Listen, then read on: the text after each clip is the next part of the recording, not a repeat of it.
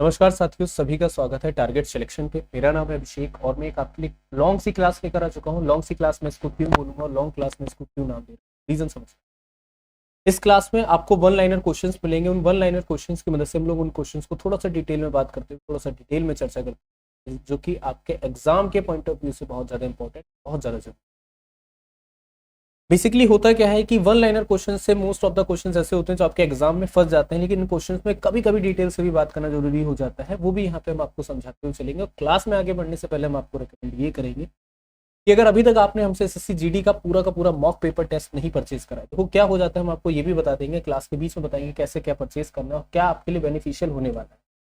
ठीक है, खैर यहाँ पे क्वेश्चन के ऊपर बात करते हैं कि विश्व की सबसे बड़ी अंतरराष्ट्रीय संस्था जो है वो आपको बताना है कि कौन सी। फिलहाल वर्तमान की ही पूछ रहा है, ऐसा नहीं कि पास्ट में रही हो या पास्ट में ऐसा कुछ रहा हो। ठीक है ना, तो यहाँ पे बताएंगे कि सबसे बड़ी जो आपकी यहाँ पे संस्था है। ठीक है, अगर इस संस्था के बारे में बात करते हैं तो इसको आपका यूनाइटेड नेशन बोला जाता है। ठीक है ना, क्या बोला जाता है, तो सभी को पता भी होगा कि सर अगर इसके बारे में हम लोग यहाँ पे बात करते हैं, इसको हमारा क्या बोला जाता है, यूनाइटेड नेशन जो है, इसको यहाँ पे नाम भी दिया जाता है। ठीक है, कहेंगे सर बिल्कुल ठीक है, यूनाइटेड नेशंस जो है वो यहाँ का नाम हो जाता है। अब इस यूनाइटेड नेशन के बारे में थोड़ा सा जानते हैं और इस यूनाइटेड नेशन के बारे में थोड़ा सा जो है डिटेल सब लोग समझ लेते हैं, पढ़ लेते हैं कि क्या है यूनाइटेड नेशन। ठीक है, देखो है क्या कि टोटल अगर इस यूनाइटेड नेशन के अंदर हम लोग यहाँ पे बात करते हैं तो एक तरीके से ये आपका अंतरराष्ट्रीय संगठन है। ठीक है ना, क्या हो जाता है, तो ये भी आपको पता होगा कि सर ये जो है वो हमारा कैसा संगठन हो जाता है, तो ये जो है वो हमारा यहाँ पर एक तरीके से अंतरराष्ट्रीय संगठन हो जाता है। ठीक है, कहेंगे सर बिल्कुल ठीक है, एक तो ये हमारा अंतरराष्ट्रीय संगठन है। इसके अलावा यहाँ पर से समझते हुए चलो, होता क्या है यहाँ पर कि इस यूनाइटेड नेशन की जो स्थापना थी सबसे पहले यहाँ पर कब हुई थी, तो इस यूनाइटेड नेशन की जो स्थापना थी 25 अक्टूबर आपका 1945 को, है ना, कब होती है, 25 अक्टूबर हमारी 1945 को क्या होती है, इसकी स्थापना होती है। पहला चीज तो आप यहाँ पर ये नोट डाउन करेंगे। और अगर हम लोग यहाँ पे समझते हुए चलते हैं, टोटल अगर हम लोग यहाँ पर बात करेंगे तो यहाँ पर आप ये समझते हुए चलना, इसमें बहुत बड़ी बड़ी शक्तियां भी आपकी यहाँ पर सम्मिलित हो जाती है। वर्तमान में अगर बात करते हैं तो 193 कंट्रीज, ठीक है ना, 193 राष्ट्र जो है वो यहाँ पर क्या हो जाते हैं, इसमें शामिल हो जाते हैं। ठीक है, क्लियर हो गया सभी को, कहेंगे सर बिल्कुल क्लियर है। अब इसकी क्या हो जाती है, इसकी जो संरचना है या फिर एक तरीके से इसके जो पार्ट है, इसकी जो पार्ट क्या हो जाती है, इसमें महासभा है, एक सुरक्षा परिषद है, ठीक है, सचिवालय है आपका, अंतरराष्ट्रीय न्यायालय भी है, संयुक्त राष्ट्र न्याय परिषद भी है इसमें। तो इसमें कई चीजें जो है, इसके कई ग्रुप आपके हो जाते हैं। और अगर इसमें भाषाओं के बारे में बात करते हैं तो इसकी कुछ आपकी आधिकारिक भाषाएं भी हैं, जैसे अरबी, चीनी, अंग्रेजी, फ्रांसीसी, रूसी और स्पेनिश। ये कुछ इसकी क्या हो जाती हैं, आधिकारिक भाषाएं भी आपकी हो जाती है। ठीक है, अगला क्वेश्चन आप देखेंगे हमारे सामने यहाँ पर नोट डाउन है कि संयुक्त राष्ट्र संघ का जन्म किस संस्था से हुआ था। ठीक है ना, तो आपको बताना है कि यहाँ किस संस्था से होता है, तो सभी को पता होगा कि लीग ऑफ नेशंस जो है वो आपको बताना है यहाँ पर क्या हो जाए। ठीक है ना, तो लीग ऑफ नेशंस जो है वो हमारा यहाँ पर क्या होगा, इसका करेक्ट ऑप्शन आंसर है। और आपके सामने भी यहाँ पर लिखा हुआ है लीग ऑफ नेशन। प्रथम विश्व युद्ध के बाद लीग ऑफ नेशंस की स्थापना कब हुई थी, 1999 में। अच्छा, लीग ऑफ नेशंस है क्या, ये किसी को पता है, जल्दी से बताइए। लीग ऑफ नेशंस के बारे में हम लोग यहाँ पे बात करते हैं, आखिर लीग ऑफ नेशंस है क्या, लीग ऑफ नेशंस किसको बोला जाता है। ठीक है, ये सभी को पता होगा कि ये जो है एक तरीके से अंतरराष्ट्रीय संगठन है, लेकिन हर संगठन के पीछे का बनने का कोई ना कोई एक रीजन होता है, उसका भी अपना कोई एक मोटो होता है, जिस मोटो से वो यहाँ पे बनता है, जिस मोटो के आधार पे वो आगे चलता है। सबसे पहले अगर हम लोग यहाँ पे बात करते हैं तो इसकी स्थापना जो आपकी होती है, तो इसकी स्थापना आपकी सामने लिखी हुई है, लेकिन अगर हम लोग यहाँ पे इसके बारे में बात करेंगे, इसके मुख्यालय के बारे में, तो जेनेवा स्विट्जरलैंड में क्या हो जाता है, इसका मुख्यालय हो जाता है ना। ये भी यहाँ पे नोट कर लीजिएगा कि जेनेवा स्विट्जरलैंड जो है, ठीक है, यहाँ पर क्या हो जाता है, इसका मुख्यालय हो जाता है। पहली चीज तो आप यहाँ पर याद रखो, इसका जो मुख्यालय है वो कहाँ पर हो जाता है, ये जेनेवा स्विट्जरलैंड। ठीक है, बोलेंगे।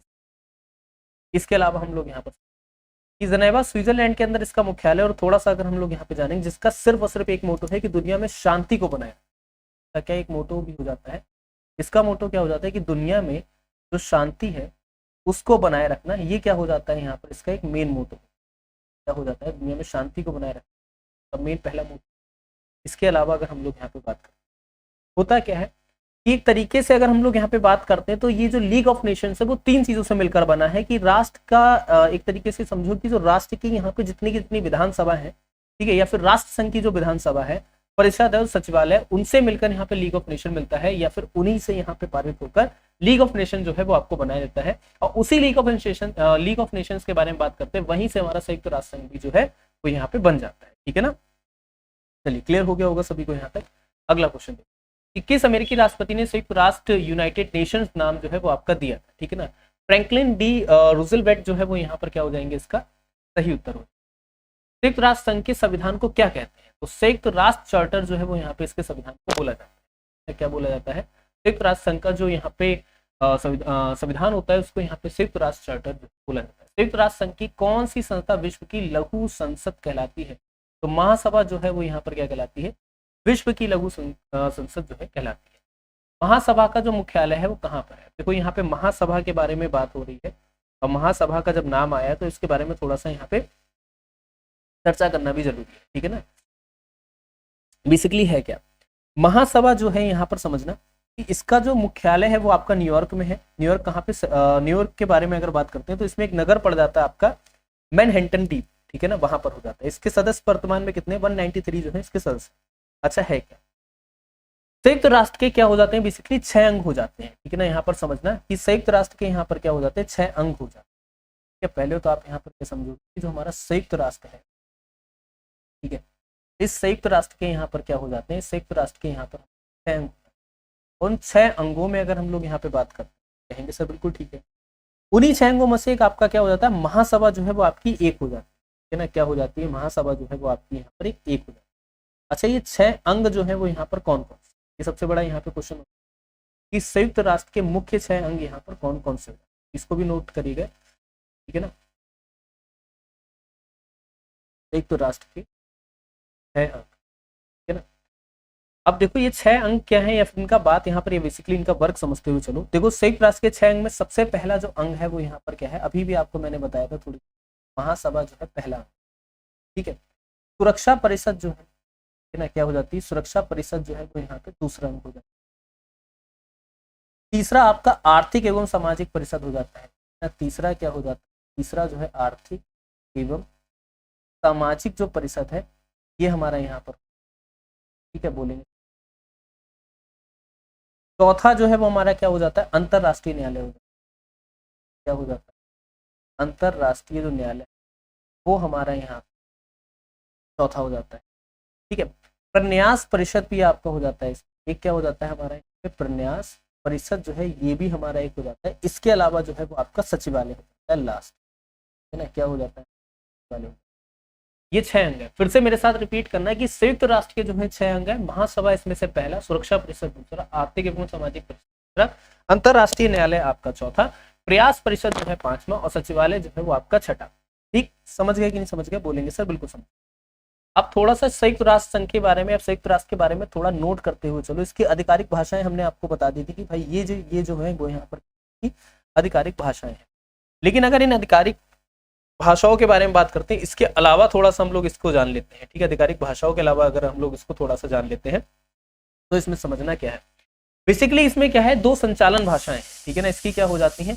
2 आपकी यहाँ पर संचालन भाषाएं हो जाती है। ये नोट करना है कि इसकी जो 2 है ना मेन आपकी संचालन भाषा, तो यहाँ पर क्या नोट करोगे कि जो आपकी संचालन में जो मदद करती है, तो 2 संचालन भाषाएं आपकी कौन सी? आप यहाँ पर, जिसमें पहली भाषा जो है वो यहाँ पे अंग्रेजी है। ठीक है ना, क्या पहली भाषा क्या हो जाती है? अंग्रेजी हो जाती है। दूसरी भाषा यहाँ पर क्या हो जाती है? दूसरी भाषा जो है वो हमारी फ्रेंच हो जाती है ना। अंग्रेजी और फ्रेंच जो है वो आपकी क्या हो जाती है? 2 संचालन भाषाएं।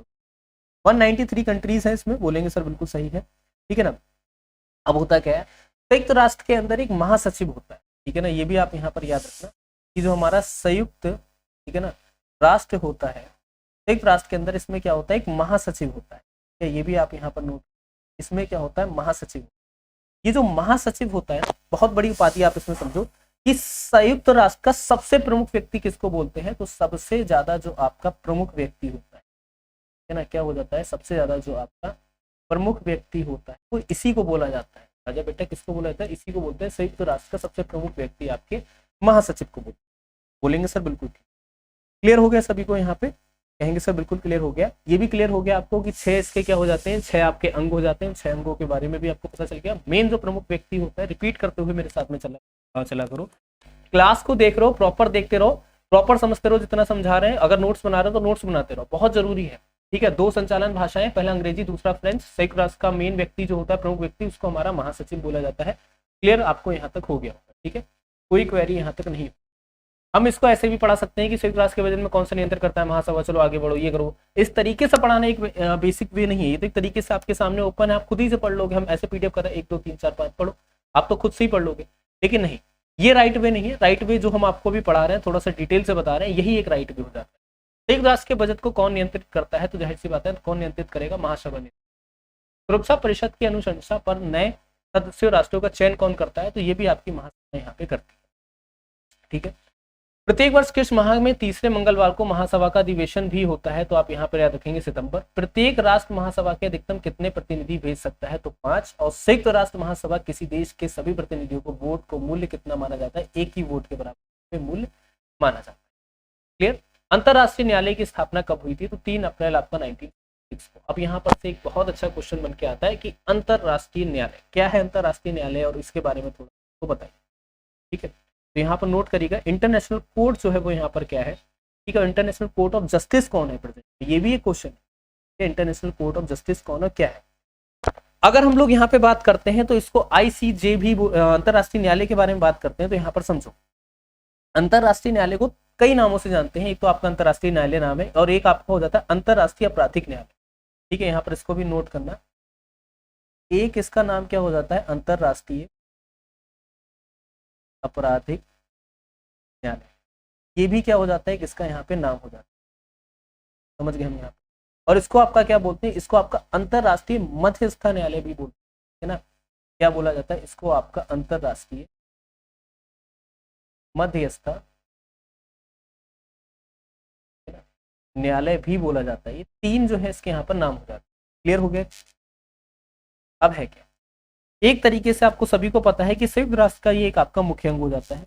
ठीक है, अब होता है क्या, आप लोगों ने बहुत से बड़े विवाद देखे हो। ठीक है ना, विवाद ये नहीं है कि किसी का कत्ल हो गया, कोई अंतरराष्ट्रीय न्यायालय पहुंच गया कि भैया मैंने वहां पर जो है रिट जाहिर कर दी है, अब हम तुमको सुप्रीम कोर्ट हाई कोर्ट नहीं उठाएंगे, हम सीधा हम सीधा तुमको ले चलेंगे अंतरराष्ट्रीय न्यायालय में। ऐसा कुछ नहीं है। होता क्या है, एक बहुत बड़े विवाद होते हैं, तो 2 राष्ट्र हैं, कई राष्ट्र हो जाते हैं, है ना। आप यहाँ ये भी नोट करना, कई राष्ट्रों के जो यहाँ पर विवाद हो जाते हैं। विवाद कई राष्ट्रों कई तरीके से होते हैं। सबसे पहला अगर हम अपना ही विवाद ले लेते हैं, हमारा जो हिंदुस्तान है, ठीक है, और हमारा ही एक तरीके से पाकिस्तान भी, इनके हमारे दोनों ही जो देश है इनमें कितना यहाँ पे रहता है। अब हम इसको अपना क्यों बोल रहे हैं, निकला तो हम ही से ना, है तो हमारी बाप तो हम ही है सीधे। ठीक है, चलो होता क्या है कि इनके मुद्दे जो भी होते हैं, इन पे जो भी कानूनी मुद्दे हो जाते हैं, इन पर कोई भी सलाह दी जाती है वो यहाँ पे अंतरराष्ट्रीय इंटरनेशनल कोर्ट के द्वारा आपकी दी जाती है। ठीक है, अब होता क्या है यहाँ पे कि ये जो ICJ है ये उपस्थित कहाँ पर है। अगर ICJ के बारे में बात करते हैं तो हैंग मतलब नीदरलैंड की जगह, नीदरलैंड में तो हैंग जगह पड़ जाती है, वहां पे आपको उपस्थित हो जाता है। तो ये लिखा है कहाँ पे उपस्थित है। अब है क्या, जिसके अंदर टोटल जो होते हैं ना 15 न्यायाधीश। ठीक है, ये भी आप यहाँ पर याद रखोगे कि जिसके अंदर जो आपके टोटल न्यायाधीश हो जाते हैं, कितने न्यायाधीश हो जाते हैं, तो आप यहाँ पर टोटल आपके 15 न्यायाधीश, कहाँ पे, अंतरराष्ट्रीय कोर्ट। ठीक है, कितने न्यायाधीश है, तो आपके 15 जो है वो यहाँ पे न्यायाधीश तक हम समझ गए कि 15 हमारे क्या है टोटल यहाँ पे न्यायाधीश। और इसके अलावा थोड़ा सा अगर हम लोग यहाँ पे समझते हैं, ठीक है ना, अब है क्या, जिसे आपका संयुक्त राष्ट्र महासभा और सुरक्षा परिषद के द्वारा चुना जाता है। न्यायाधीशों को पता है कहाँ से चुना, सुरक्षा जो परिषद है हमारे इंटरराष्ट्रीय सुरक्षा परिषद और जो महासभा, यहाँ से क्या हो जाता है, इनको आपका चुना जाता है। ये भी आप यहाँ पर याद, तो चुना कहाँ से, परिषद और महासभा से जो है यहाँ पे चुन लिया जाता है ना। और इनकी 2 ही आधिकारिक भाषाएं, इंग्लिश और फ्रेंच। ये भी आपको यहाँ पे क्लियर होगा। ठीक है, कोई इशू परेशानी नहीं। ऐसा ये कब हुआ था, तो आपको सभी को पता होगा कि स्टैब्लिश जो है, ठीक है ना, सबसे बड़ा क्वेश्चन एक क्वेश्चन क्या आता है, स्टैब्लिश कब होता है, तो स्टैब्लिश ये जो आपका होता है वो आपका 26 जून 1945 को कब होता है, आपका 26 जून आपका 1945। ठीक है, और क्वेश्चन अगर ये निकल के आता है कि ये जो है वो आपका यहाँ पे स्थापना कब होती है, तो 26 जून आपकी 1945 में, सॉरी 46 में स्थापना जो है 3 अप्रैल 1946 में हो जाती है। इतना यहाँ तक आपको क्लियर होगा। ठीक है, चलिए अंतर्राष्ट्रीय न्यायालय की कार्यकारी भाषा है, अभी आपको पता है अंग्रेजी व फ्रेंच। अंतर्राष्ट्रीय न्यायालय में न्यायाधीशों की संख्या भी आपको पता है 15। अंतर्राष्ट्रीय न्यायालय के न्यायाधीशों की नियुक्ति कितने समय के लिए करी जाती है? 9 वर्ष, है ना। क्लियर हो गया सभी को यहाँ पे? क्लियर हो गया, ठीक है। अब यहाँ पर से इतने क्वेश्चन जब आपको यहाँ पे क्लियर हो रहे हैं, हर एक चीज आपको यहाँ पर समझते हुए चलना, बाकी के क्वेश्चन की, ठीक है। किसी ब्रिटिश साम्राज्य के अधीन रहे देशों के समूह को क्या कहलाता है? तो उन देशों के समूह को आपका राष्ट्रमंडल। राष्ट्रमंडल को अन्य किस नाम से जाना जाता है? तो इसको राष्ट्र। क्या है राष्ट्रमंडल? और सर थोड़ा सा राष्ट्रमंडल के बारे में हमको बता दें, है ना।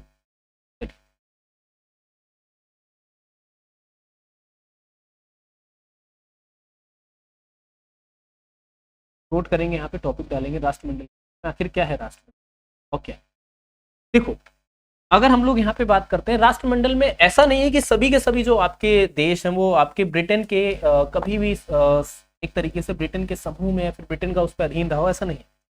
मोस्टली अगर राष्ट्रमंडल के बारे में बात करते हैं तो प्रेजेंट में आपके 56 कंट्रीज जो है वो राष्ट्रमंडल में हो जाते हैं। फिर पहला चीज तो आप यहाँ पे नोट कर लो कि प्रेजेंट में अगर सर हम लोग यहाँ पे बात करते हैं तो राष्ट्रमंडल में 56 जो हमारे कंट्रीज वो हमारे यहाँ पे, पहली चीज आप यहाँ पर ये नोट करो, ठीक है।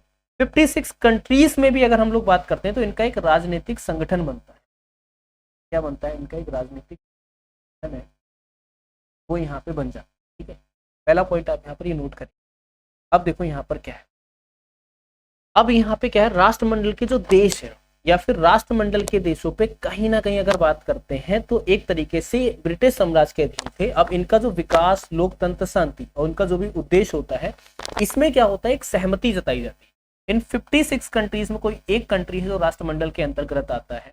अब उसमें कुछ भी अगर यहाँ पे विकास होगा, ठीक है, अगर उसमें कोई भी विकास करना होगा, ठीक है, बात को समझना, उसमें कोई भी लोकतंत्र पारित करना होगा, है ना, क्या करना होगा, लोकतंत्र पारित करना होगा, उसमें कोई भी आपका शांति प्रस्ताव रखना हो, ये सारी चीजें जो है ना कैसे होंगी, ये सारी चीजें उठा के जो आपकी होंगी वो वहां पे जो ग्रुप बना हुआ होगा राष्ट्रमंडल, उस ग्रुप में 56 कंट्रीज हैं, उनसे राय मशवरा लेकर ही होगा। अगर हम यहाँ पे एक कंट्री ले लेते हैं, हमने एक यहाँ पे कंट्री ले लेते हैं, कोई भी एक छोटी सी कंट्री, हमने यहाँ पे एक छोटी सी कंट्री ले ली, स्पेन ले लिया, चलो ठीक, बात खत्म। हमने क्या ले लिया? स्पेन ले लिया। स्पेन पे नहीं था राष्ट्रमंडल, एक तरीके से ब्रिटेन का कब्जा जो था वो नहीं था, ठीक है ना। क्या हो गया? स्पेन पे कब्जा नहीं था। अब एक दूसरी हमने यहाँ पे एक कंट्री ले ली, नाइजीरिया ले ली, ठीक है ना। क्या ले ली हमने? नाइजीरिया ले ली। इस पे ब्रिटेन का जो कब्जा था वो यहाँ पर था, ठीक है ना, ब्रिटेन के अधीन था। स्पेन अपने कोई भी शांति प्रस्ताव करेगा, किसी बाहर वाले से नहीं पूछेगा। ब्रिटेन अपने राज्य में कुछ भी यहाँ पे कानून पारित करेगा तो बाहर वाले से क्यों पूछेगा, लेकिन अगर नाइजीरिया में बात करेंगे तो वो पूछेगा जाके, वो कहेगा क्या मैं ये कर सकता हूँ, क्या ये हो सकता है, एग्जाम्पल के तौर पे आपको बता रहे हैं। तो यही सेम चीज आप यहाँ पे समझो कि राष्ट्रमंडल क्या है, राष्ट्रमंडल का एक्चुअल मीनिंग जो है वो यहाँ पर क्या हो जाता है। क्लियर हो गया होगा यहाँ तक कि हाँ सर राष्ट्रमंडल क्या है, उसका एक्चुअल मीनिंग जो है वो यहाँ पर क्या हो जाता है। अच्छा, होता क्या है बेसिकली, अगर राष्ट्रमंडल के बारे में बात करते हैं तो राष्ट्रमंडल का मुख्यालय कहाँ पर हो जाता है? सबसे पहला क्वेश्चन, राष्ट्रमंडल का जो मुख्यालय है ना, आप यहाँ पर ये भी नोट करिए कि इसका जो मुख्यालय है वो यहाँ पर कहाँ है। तो आप कहेंगे सर लंदन के अंदर क्या हो जाता है, इसका मुख्यालय हो जाता है। इस चीज को आप यहाँ पर, लंदन के अंदर इसका मुख्यालय है, ठीक है। और इसमें जो शामिल देश है उनकी जो टोटल आपकी जो वहाँ की एक तरीके से आबादी है वो 2.5 बिलियन के लगभग है, ठीक है ना। अब देखो यहाँ पर क्या है, ठीक है, इसमें रिसेंट में 2009 में एक आपका देश जुड़ा था जिसका नाम था रवांडा, ठीक है ना। क्या था? देश का नाम था रवांडा, ये 2009 में जुड़ता है, ठीक है। सबसे नया देश है राष्ट्रमंडल में जुड़ने वाला सबसे नया देश आपका रवांडा है। इसको आपका राष्ट्रकुल भी कहते हैं। राष्ट्रमंडल की स्थापना 1926 में होती है। राष्ट्रमंडल का मुख्यालय अभी बताया। राष्ट्रमंडल में वर्तमान संख्या 56। राष्ट्रमंडल देशों का प्रथम अधिवेशन 1949, ठीक है। अगला देखो कि खाड़ी सहयोग परिषद जीसीसी की स्थापना जो किस वर्ष हुई थी? 1981 में। अब क्या है ये जीसीसी, किसी को पता है? चलो भाई बताओ, जीसीसी जो है वो आपका क्या है ये बताना है, ठीक है ना। देखो भाई जीसीसी के बारे में बात करते हैं, इसकी पूरी फुल फॉर्म क्या है? तो global capability centre of gulf corporation council, ठीक है। इसको ग्लोबल कैपेबिलिटी सेंटर भी बोलते हैं, ठीक है। इसकी पूरी फुल फॉर्म यहाँ पे पहले तो नोट कर लीजिएगा। इसको किस नाम से जानते हैं, क्या है? अगर इसकी जीसीसी की फुल फॉर्म हम लोग यहाँ पे याद रखते हैं तो जीसीसी की फुल फॉर्म यहाँ पर समझ, ठीक है। जी से आपको पता होगा कि सर हमारा क्या हो जाता है, ग्लोबल हो जाता है, ठीक है। कैपेबिलिटी जो है, एक सी का मतलब यहाँ पे क्या हो जाता है, कैपेबिलिटी जो है हमारा, इसका मतलब हो जाता है और इसका जो मतलब है वो हमारे यहाँ पर क्या हो जाता है, काउंसिल। ग्लोबल कैपेबिलिटी काउंसिल जो है जीसीसी का यहाँ पे पूरा नाम है। इसको थोड़ा सा अगर बात करते हैं तो इसको एक और नाम हो जाता है, इसका जो स्टैंड है इसका मतलब क्या हो जाता है, तो इसका मतलब आपका हो जाता है global capability centre of a gulf corporation council. Hindi में भी यहाँ पर आपका लिख लेते हैं कि इसका जो मतलब है ग्लोबल कैपेबिलिटी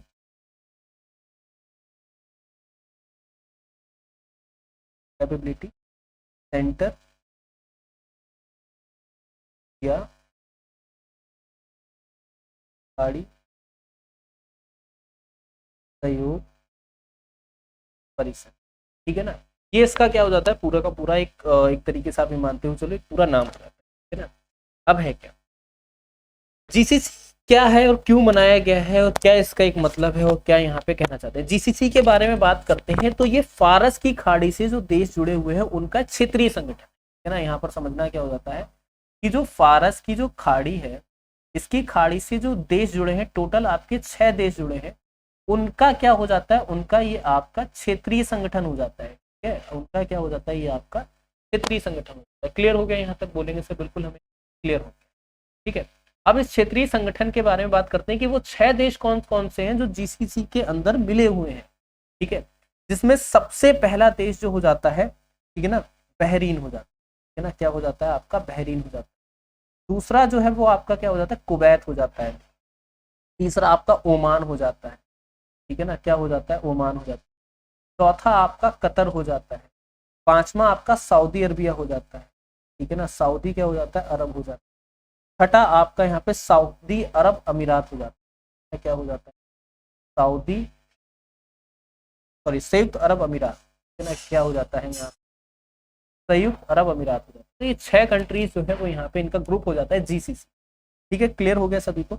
अब है क्या, इसका अगर मुख्यालय के बारे में बात करते हैं तो इसका मुख्यालय जो है सऊदी अरबिया के रियाद में, है ना, क्या हो जाता है, अगर इसके मुख्यालय के बारे में बात करते हैं तो जो हमारा सऊदी अरब है, इस सऊदी अरब का मुख्यालय कहाँ पर हो जाता है, रियाद हो जाता है। यहाँ पर जो है इसका मुख्यालय, पहली चीज तो आप यहाँ पर, और इसकी आधिकारिक भाषा जो है, ठीक है ना, इसकी जो आधिकारिक भाषा जो है वो यहाँ पर क्या हो जाती है, वो यहाँ पे अरबी हो जाती है ना, सभी को, ठीक। इनका संगठन का मेन मोटो क्या है, सुरक्षा और स्थिरता को बनाए रखना, है ना। इनका जो मकसद या फिर जो मेन मोटो हो जाता है क्या हो जाता है कि जो सुरक्षा है हमारे देश, ठीक है ना, और इसके अलावा क्या हो जाता है, हमारे देश का जो यहाँ पे सुरक्षा हो जाती है, स्थिरता हो जाती है, क्या हो जाती है, स्थिरता हो जाती है। तो यहाँ पर क्या करना, बना के चलना, क्या हो जाता है, इनका मेन मोटो ही हो जाता है। क्लियर हो गया सभी को यहाँ तक। तो हर एक चीज को डिटेल से जब पढ़ लेते हो ना, जैसे आपने यहाँ पे जीसीसी के बारे में पढ़ा, अब जीसीसी से कोई भी क्वेश्चन पूछे, मैं ये जानता हूँ अगर आपसे जीसीसी से पूछा गया या फिर यूएन से कोई क्वेश्चन पूछा गया, most of the question probably जो क्वेश्चन है तो जीडी के लेवल के, आप उनका यूं छुटकियों में जवाब दे दोगे। अब यही अगर आपको नहीं पता है, इनके बारे में डिटेल से आप नहीं जानते हो, तो यकीन मानना बहुत ज्यादा दिक्कत होगी। मान लो जीसीसी के सदस्य की संख्या आपको पता है 6, लेकिन कौन है वो 6 सदस्य यही नहीं पता है, लेकिन जब यही चीज आपको बता रखी है तो कितना ईजी हो जाएगा क्वेश्चन को सॉल्व करना, है ना।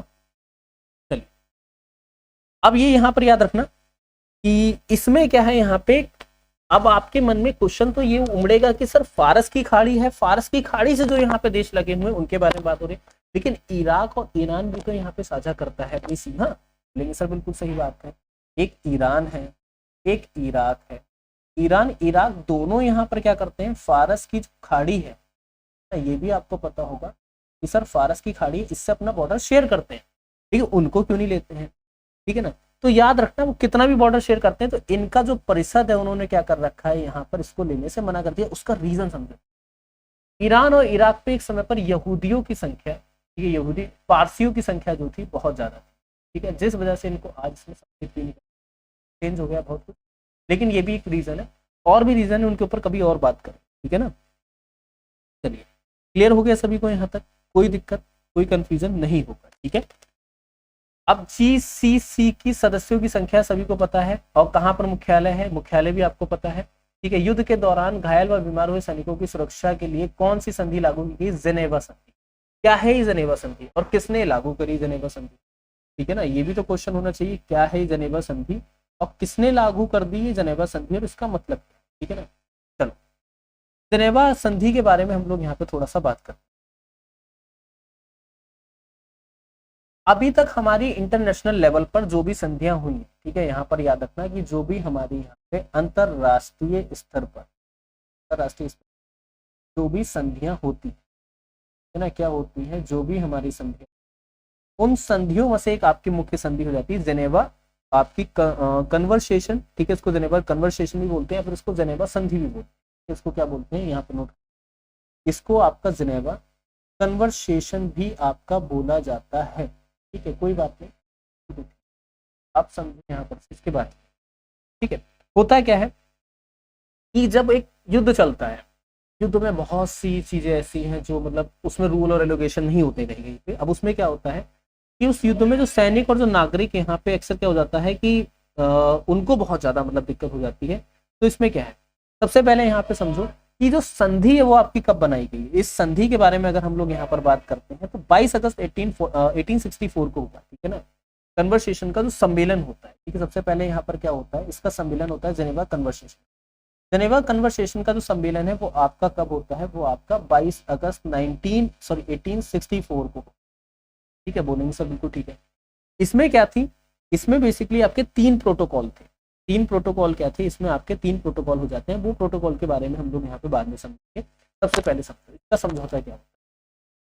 अगर हम लोग इस पे 3 प्रोटोकॉल के बारे में भी जान लेते क्या है इनका मेन मोटो और इन्होंने क्यों बनाई। जब अगर हम लोग बात करते हैं समझौते में क्या होता है कि घायल हो गए, बीमार हो गए, ठीक है, अब वो चाहे तुम्हारे देश के हमारे देश के, हम उन दोनों के देशों को क्या करेंगे, उनका ख्याल रखें।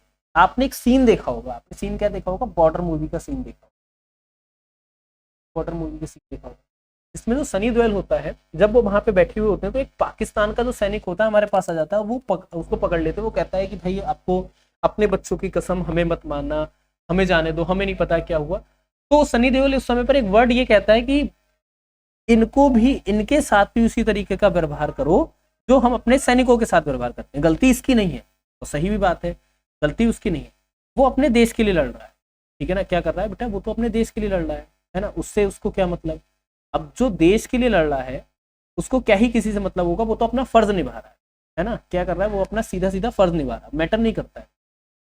तो होता क्या है, जब वो अपना फर्ज यहाँ पे निभा रहा है, जब वो सब कुछ अपने हिसाब से चल रहा है, तो उसका ट्रीटमेंट जो है एक जैसा हमारा फौजी उसके साथ करा जाएगा, वो भी कहीं ना कहीं आपकी जेनेवा संधि के रूल्स का हिस्सा है, ठीक है। क्या है इसका मतलब कि उस समय पर कोई घायल होगा, बीमार होगा, उसको सुरक्षा देंगे, उसको चिकित्सा देंगे, और एक तरीके से क्या होगा कि उसके धार्मिक लोगों का परिवहन भी उसको सुरक्षा प्रदान करेगा।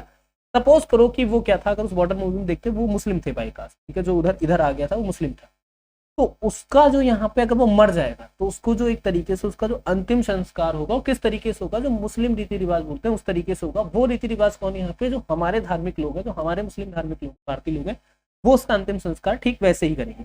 पहली चीज समझ गए, कहेंगे सर बिल्कुल समझ गए। इसके बाद में और भी सम्मेलन हुए। इसमें अगर बात करते हैं, पहला सम्मेलन 1949 में हुआ, ठीक है, फिर 1977 में हुआ, ठीक है, बहुत सम्मेलन हुए। और बेसिकली क्या है यहाँ पे 1954 में भी आपका सम्मेलन हुआ। इस तरीके सम्मेलन जो है वो आपके होते, ठीक है ना, क्लियर हो गया। चलिए, जनेवा संधि हस्ताक्षर कब हुई, 1949 में। जनेवा संधि किस वर्ष लागू हुई, 1950 में, 21 अक्टूबर, ठीक है। विश्व ब्रेल दिवस जो है वो आपको बताना है कि कब मनाया जाता है ना, यहाँ पे बताएंगे कि ब्रेल दिवस जो है विश्व का जो हमारा ब्रेल दिवस हो जाता है, ये हमें बताना है कब मनाया जाता है। तो नोट कर लीजिएगा विश्व ब्रेल डे के बारे में, ठीक है। 4 जनवरी को ये जो है वो आपका डे मनाया जाता है, ठीक है, क्लियर हो गया होगा। यहाँ पे कोई इतना इसमें जानने की जरूरत नहीं। अंतर्राष्ट्रीय शिक्षा दिवस 24 जनवरी को मनाते हैं। अंतर्राष्ट्रीय मानव बंधुत्व दिवस कब है, आपका 4 फरवरी, ठीक है। विश्व दाल दिवस कब मनाते हैं, तो 10 फरवरी को मनाते हैं। शंघाई चीन में किस वर्ष शंघाई सहयोग संगठन SCO की स्थापना की गई थी, 1996 में। इन 5 देशों में शंघाई सहयोग संगठन की स्थापना की, चीन, रशिया, कजाकिस्तान, तजाकिस्तान। क्या है ये SCO, कोई बता सकता है SCO क्या है। चलो अब यहाँ पे टॉपिक डालो, SCO क्या है या फिर SCO की स्थापना क्या हो जाती है। SCO की स्थापना या SCO के बारे में हम लोग बात करें।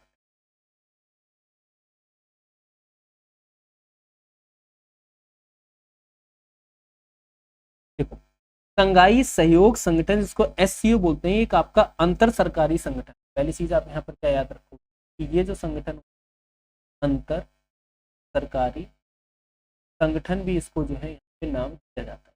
पहली किताब यहाँ पर इसको अंतर सरकारी बोला जाता है। इसकी स्थापना कब होती है? स्थापना इसकी 15 जून 2001 में होती है। क्या हो जाता है?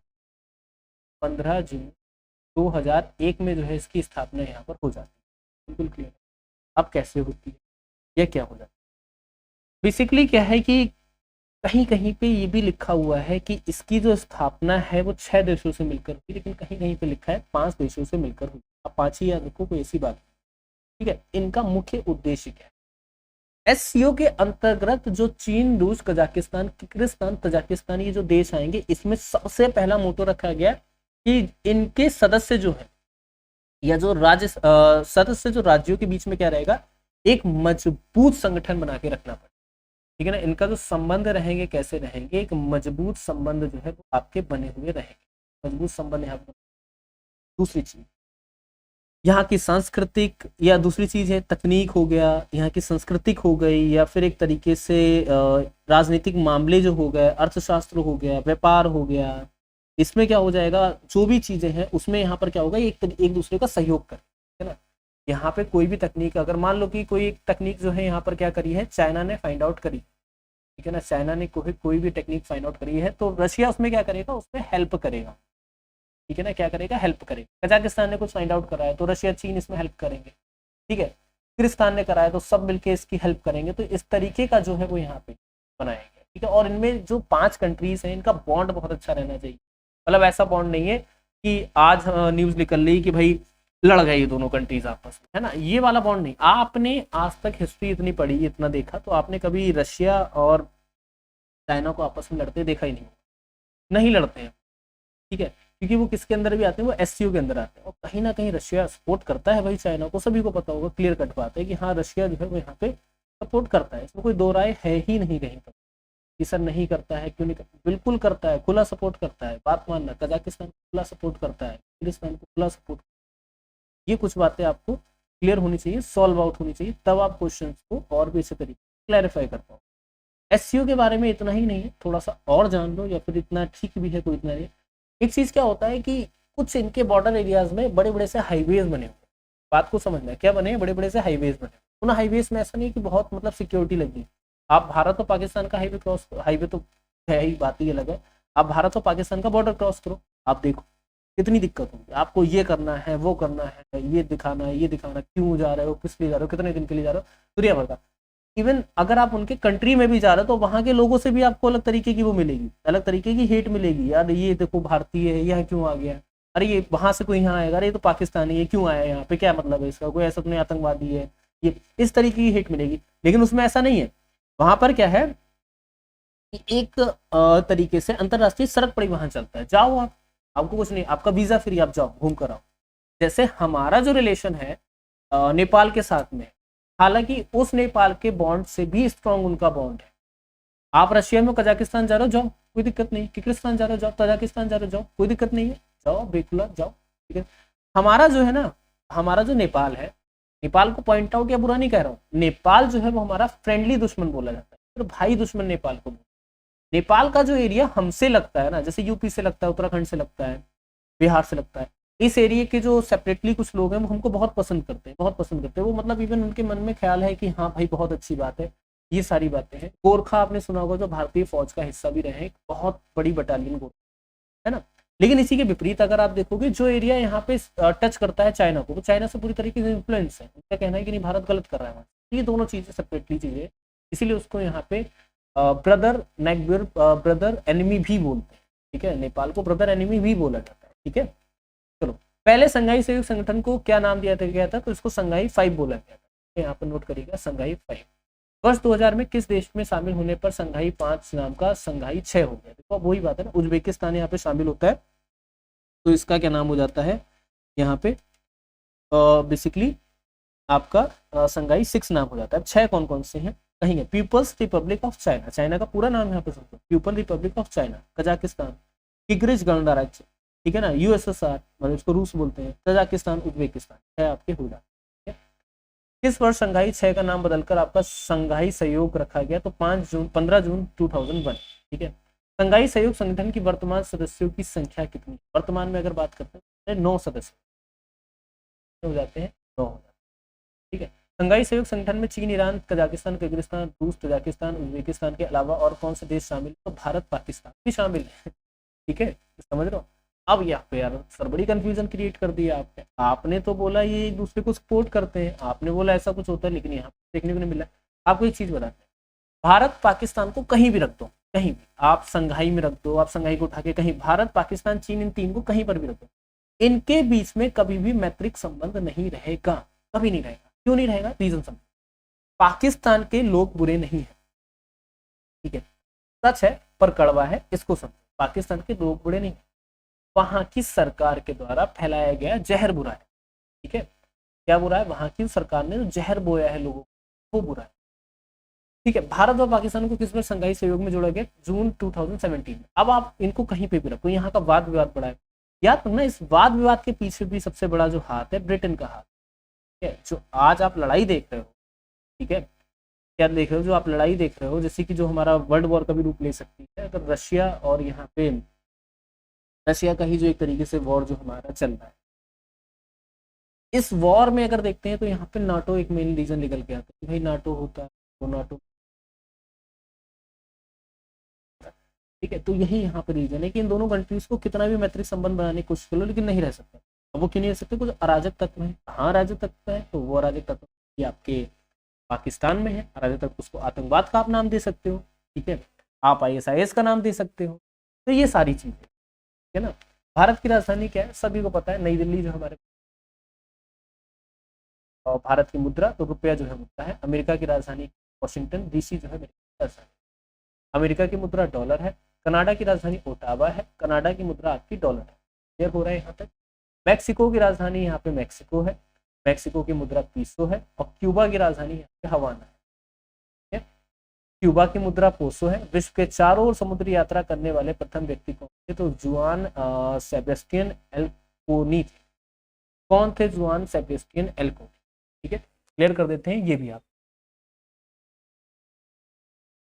ये तो क्लियर होगा। जुआन सेबेस्टियन एल्कोनी यहाँ पे कहते हैं कौन? तो एक तरीके से इनके बारे में अगर आप हिस्ट्री में देखोगे तो ज़्यादा कुछ तो नहीं आपको मिलेगा, लेकिन ये जहाज के मालिक और बॉस्क थे, है ना। बॉस्क भी इनको बोला जाता है, बॉस्क के एक तरीके से खोज करता था, इसीलिए इनको नाम भी दिया। ठीक है, क्योंकि कैस्प्ले क्राउन करके एक वो था समूह, उसका हिस्सा। पुर्तगाली नाविक आपके फर्डिनेंड मैगेलन के नेतृत्व में जुआन सेबेस्टियन एल्कोनी सहित कई लोगों ने 5 जहाजों की, कब? 1519 सितंबर। ठीक है, अगला देखिए, फर्डिनेंड मैगलन ने किस महासागर का नाम रखा? फर्डिनेंड मैगलन ने किस महासागर का नाम रखा? ठीक है, प्रशांत। यहाँ पे थोड़ा सा प्रशांत महासागर, ठीक है, क्या जानो यहाँ पे? प्रशांत महासागर, पैसिफिक ओशियन ना, सभी को पता होगा पैसिफिक ओशियन भी इसका एक नाम हो जाता है। क्या है पैसिफिक ओशियन? थोड़ा सा पैसिफिक ओशियन के बारे में।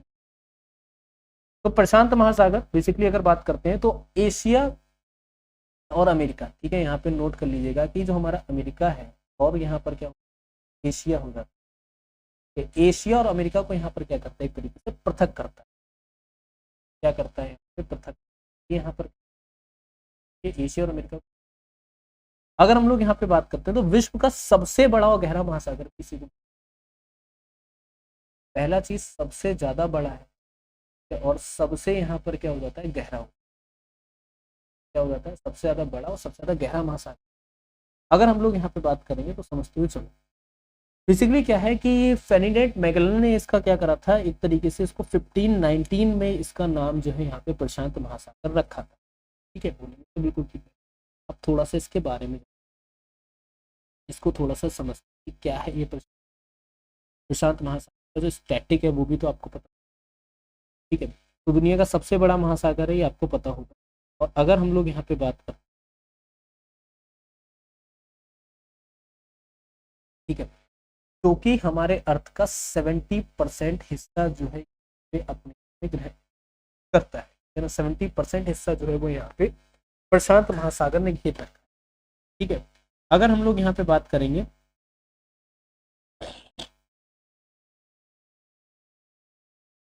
ठीक है ना, तो क्लियर हो गया होगा आपको कि टोटल जो आपका हिस्सा इसने घेर रखा है, कितना घेर रखा है? 70% हिस्सा जो है वो भी इसने आपका घेर रखा है। ठीक है, प्रशांत महासागर को तो इतना ही समझ लो, ज्यादा इसके डिटेल में ना जाना, बाकी महासागर इतना। ठीक है ना। विश्व के चारों ओर अपनी समुद्री यात्रा पूरी करने वाले फर्डिनेंड मैगेलन किस वर्ष आपके फिलीपींस के स्थानीय एक लड़ाई में मारा गया 12, 15, 20। एवरेस्ट शिखर पर पहुंचने वाले प्रथम व्यक्ति कौन थे? तो शेरपा तेंजिंग और आपके एडमंड हिलेरी जो है विश्व का प्रथम अंतरिक्ष पर्यटक कौन था? तो आपका डेनिस टीटो जो है वो आपको। उत्तरी ध्रुव पर पहुंचने वाला प्रथम आपका व्यक्ति कौन था? रॉबर्ट पियरे आपके। ठीक है। दक्षिण ध्रुव पर पहुंचने वाले प्रथम तो एमेंडसन जो है वो आपके हैं। अगला देखिए, प्रथम साहित्य नोबेल पुरस्कार का विजेता कौन था? तो रेने एफ ए सुल्ली प्रघुम जो है वो आपके। भारत का पहला फुटबॉल क्लब कौन सा? तो मोहन बागान। भारत की पहली जल विद्युत परियोजना कौन सी? तो शिवास समुद्र सम आपकी हो जाए। भारत का पहला समाचार पत्र बंगाल गजट, जिसको जेम्स हिक्की के द्वारा यहाँ पर लिखा। भारत की पहली भाषी दैनिक कौन सा? दर्पण। और भारत का पहला हिंदी महासागर पत्र कौन सा है? तो उदत मात्र। क्लियर हो रहा है कि चीज? भारत में पहला टेलीग्राफ संपर्क किन स्थानों के बीच हुआ था? तो डायमंड हार्बर कोलकाता से। और भारत की तीनों सेनाओं का सुप्रीम कमांडर कौन? राष्ट्रपति। भारतीय सशस्त्र सेना को किन 3 भागों में बांटा गया है? थल सेना, वायुसेना, जल सेना। क्लियर हो रहा है? कुछ क्वेश्चंस को हम लोग यहाँ पे वन लाइनर की तरह ही पढ़ेंगे, कुछ क्वेश्चंस पे हम लोग थोड़ा सा डिटेल से समझेंगे। ठीक है, जैसे यूएन का टॉपिक ऐसा है जिसके ऊपर आपको डिटेल से समझना पड़ेगा, डिटेल से पढ़ना होगा। ठीक है, कोशिश ये रहेगी कि 1 घंटे से ऊपर की आपकी क्लास ले जाए। 1 घंटे में पहला पार्ट ही कंप्लीट कर देंगे, दूसरा पार्ट बता देंगे, जैसा होगा आपको पता चलेगा। अच्छा हाँ, एक चीज आपको बताना है, इस पूरे क्लास में भूल गए। क्या भूल गए हैं ये समझो। आप लोग को यहाँ पर करना क्या है, प्ले स्टोर पर जाना है, वहां पे टारगेट सिलेक्शन एप्लीकेशन जो है इसको आप लोग यहाँ पे है ना, क्या कर लोगे, टारगेट सिलेक्शन एप्लीकेशन में क्या एक आपको पीडीएफ मिलेगी 199।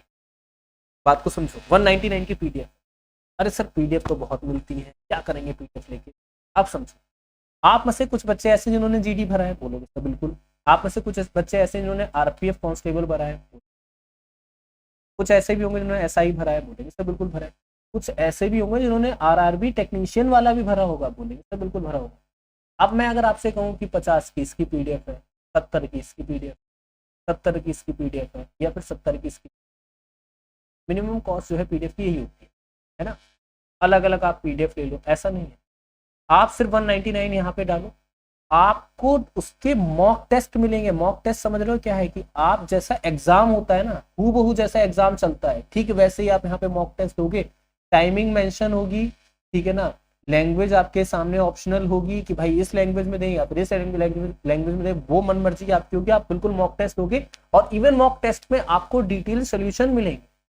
कि आपका कोई मैथ्स का क्वेश्चन है, ये भी नहीं है कि सिर्फ जीएस, ऐसा नहीं, मैथ्स, रीजनिंग, इंग्लिश, हिंदी, जो कुछ भी आपका एग्जाम में आता है, पूरे के पूरे पीवाईक्यू। पीवाईक्यू का मतलब समझ लो अभी तक जितने क्वेश्चन पूछे गए प्रीवियस, सारे के सारे पेपर आपको यहाँ पे मिलेंगे।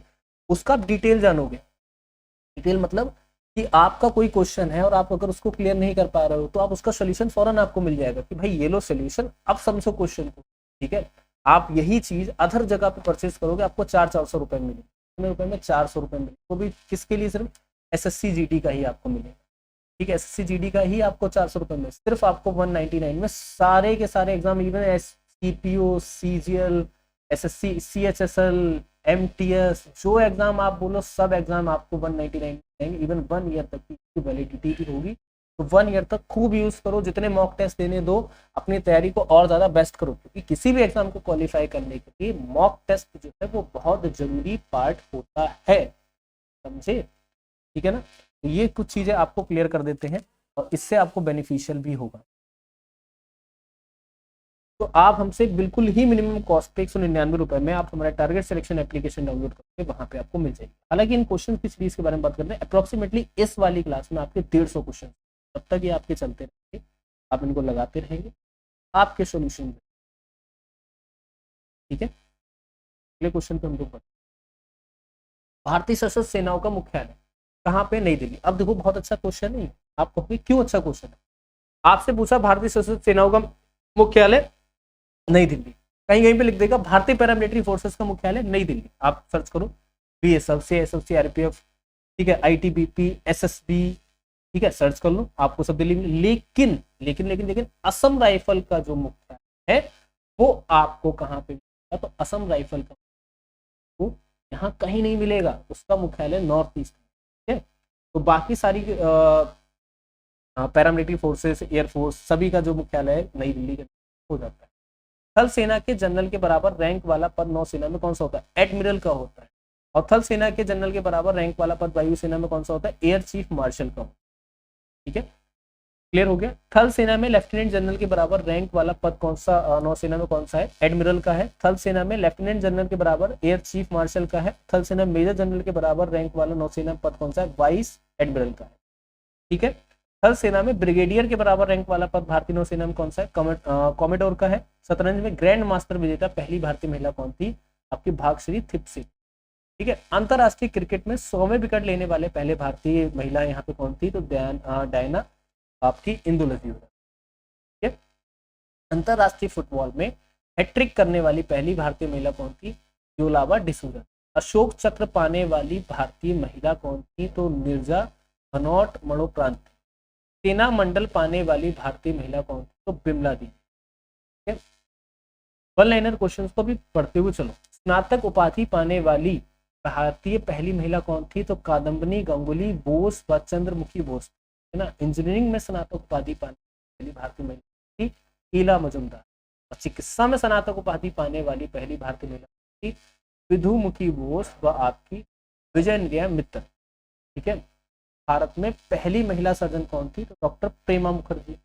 और भारतीय रिजर्व बैंक की पहली महिला डिप्टी गवर्नर कौन थी? तो केजे उदेशी हो जाती है। और नाबार्ड की पहली महिला अध्यक्ष कौन थी? तो रंजना। क्लियर हो रहा होगा। देश का सबसे पुराना अर्धसैनिक बल कौन सा है? तो असम राइफल। आखिर ना असम राइफल। ठीक है, और असम राइफल का मुख्यालय कहाँ पे है? तो शिलोंग में हो जाता है। असम राइफल की स्थापना कब हुई थी? 1830। समझो, सबसे पुरानी पैरामिलिट्री फोर्स आपकी कौन? सबसे पुरानी हमारी पैरामिलिट्री फोर्स असम राइफल है, और इसका मुख्यालय शिलोंग में था। क्लियर। और सीआरपीएफ की स्थापना आपकी कब हुई थी? 1830। इस अर्धसैनिक बल को पहले क्राउन रिप्रेजेंटेटिव पुलिस भी बोला जाता था, है ना। सीआरपीएफ केंद्रीय रिजर्व पुलिस बल का मुख्यालय कहाँ है? नई दिल्ली। अब देखिएगा जितने भी आएंगे सबका नई दिल्ली। ठीक है, दंगों जैसी स्थिति में निपटने के लिए गठित आपकी त्वरित कार्यबल किस अर्धसैनिक बल का भाग है? सीआरपीएफ का। त्वरित कार्यबल रैपिड एक्शन फोर्स जो है किसकी स्थापना कब हुई थी? 1992। ठीक है, तो ये rapid action force is the part of a CRPF. ठीक है, सीआरपीएफ पैरामिलिट्री फोर्स क्या हो जाता है? ये पार्ट हो जाता है। 1962 में उत्तरी सीमा पर हुई चीनी हमले के बाद कौन सा अर्धसैनिक बल यहाँ पे गठित करा गया था? तो इंडियन तिब्बतन बॉर्डर पुलिस। ठीक है ना, आईटीबीपी यहाँ पर शॉर्ट फॉर्म, है ना। क्या हो जाता है? आईटीबीपी जो है राइट आंसर। भारत में आईटीबीपी की स्थापना कब हुई? 1962 में। आईटीबीपी का मुख्यालय कहाँ पर? नई दिल्ली। है ना। किस अर्धसैनिक बल का नाम पूर्व में स्पेशल सर्विस ब्यूरो? तो आपका सशस्त्र सीमा बल होगा। चलिए अगला देखिए, भारतीय अंतरिक्ष कार्यक्रम का जनक किसे माना जाता है? डॉक्टर विक्रम साराभाई।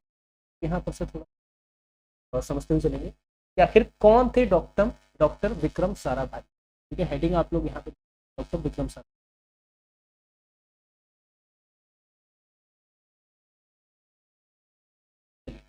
अगर डॉक्टर विक्रम साराभाई के बारे में बात करते हैं तो इंडियन फिजिकल एंड एस्ट्रोनॉमर, है ना। इंडियन फिजिकल एंड एस्ट्रोनॉमर थे। ठीक है, फिजिसिस्ट थे और एस्ट्रोनॉमर भी थे।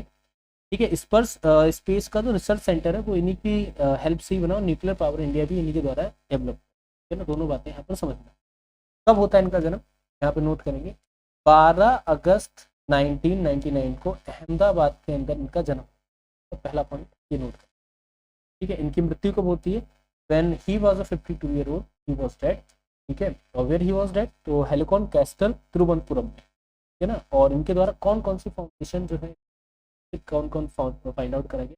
इसरो फिजिकल रिसर्च लेबोरेटरी, और ये दोनों जो है इनके यहाँ पर फाउंडर भी थे। ठीक है, डॉक्टर विक्रम साराभाई भारतीय राष्ट्रीय अनुसंधान समिति का गठन कब हुआ था? 1960। भारतीय अंतरिक्ष अनुसंधान समिति का गठन 15 अगस्त 1960। इसरो का मुख्यालय बेंगलोर कर्नाटक। उपग्रह परियोजना के डिजाइन निर्माण परीक्षण का प्रबंधन का कार्य कहाँ होता है? इसरो उपग्रह केंद्र बेंगलुरु में। अंतरिक्ष विभाग का गठन कब हुआ? 1972 ना। अंतरिक्ष आयोग का गठन कब हुआ? 1972। नोबेल पुरस्कार किसकी सम्मति में दिए जाते हैं? अल्फ्रेड बेनार्ड नोबेल के यहाँ पे एक तरीके से सम्मति में दिए जाते हैं। अल्फ्रेड नोबेल ने किस विस्फोटक का आविष्कार किया? डायनामाइट का आविष्कार। अल्फ्रेड नोबल का जो जन्म है तो यहाँ पे स्टॉकहोम से नोबेल पुरस्कार किस तिथि को दिए जाते हैं? 10 दिसंबर। पहली बार नोबेल पुरस्कार किस 1901।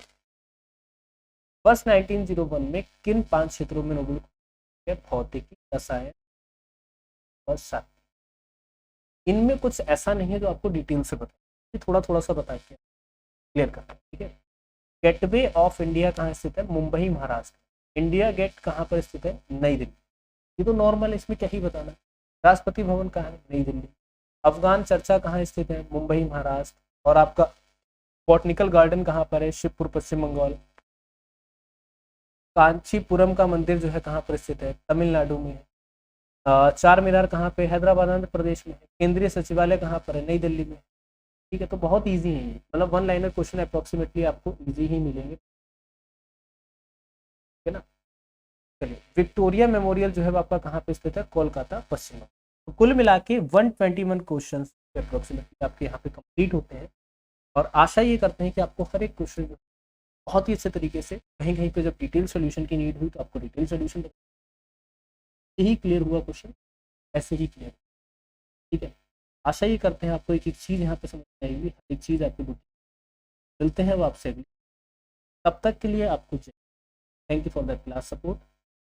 बाकी हमारी जो आपको बता दें टेस्ट सीरीज अगर आप परचेज करना चाहते हैं, सबसे पहले हमारा टारगेट सिलेक्शन एप्लीकेशन को इंस्टॉल कर लेंगे, ठीक है, जो कि आपको प्ले स्टोर पर बहुत ही ईजिली मिल जाए।